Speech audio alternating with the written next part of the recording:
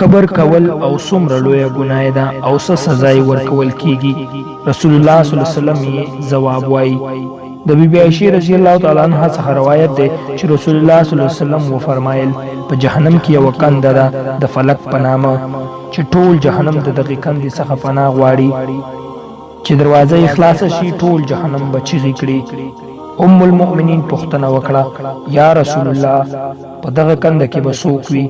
رسول الله صلی الله علیه وسلم ورته وفرمایل دغه کنده د کبرجنو خلکو لپاره ده.